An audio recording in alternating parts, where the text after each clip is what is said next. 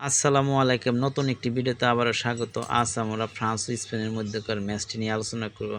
ফ্রান্সের মূল শক্তি কোথায়, স্পেনের মূল শক্তি কোথায় এবং কাদের জেতার সম্ভাবনা বেশি ইত্যাদি বিষয়ে আলোচনা হবে। আর আমার চ্যানেল নতুন হয়ে থাকলে ভিডিওটিতে একটি লাইক দিয়ে চ্যানেলটি সাবস্ক্রাইব করে রাখবেন। ধন্যবাদ। শুরু করছি। ফুটবল বিশ্বে ফ্রান্স ও স্পেন দুটি অত্যন্ত শক্তিশালী দল হয়।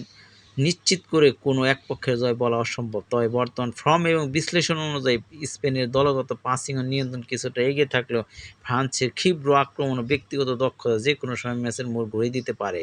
ফ্রান্সের মূল শক্তি কিলিয়ান এমবাপ্পে এবং ওসমান দেম্বেলের মতো ফরোয়ার্ডদের অবিশ্বাস্য গতি ও ফিনিশিং রয়েছে।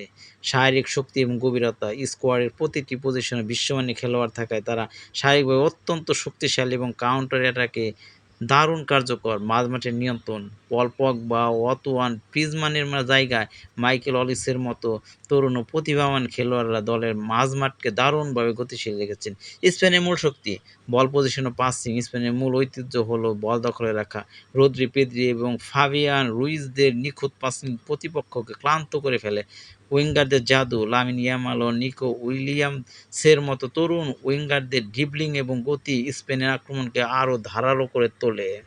আক্রমণাত্মক ফুলব্যাক দলের রক্ষণভাগের পাশাপাশি লেফট ব্যাক ও রাইট ব্যাকরা আক্রমণ তৈরিতে সমানভাবে ভূমিকা রাখে। দুই দলের স্টাইল সম্পূর্ণ ভিন্ন। একটি দল রক্ষণ সামলে দ্রুত আক্রমণে যেতে পছন্দ করে, অন্য দল বল নিয়ন্ত্রণে রেখে নিখুঁত কৌশলে আক্রমণ তৈরি করে। তাই ম্যাচটি মূলত ফ্রান্সের ধারালো আক্রমণ বনাম স্পেনের জমাট রক্ষণ ও মাঝমাঠের লড়াই হতে চলেছে। তো ভিডিওটি কেমন লাগলো এবং আজকের ম্যাচটি অবশ্যই মিস করবেন না এবং আমার ভিডিওতে অবশ্যই কী করে লাইক কমেন্ট শেয়ার করে রাখবেন। ধন্যবাদ সবাইকে ভিডিও দেখার জন্য।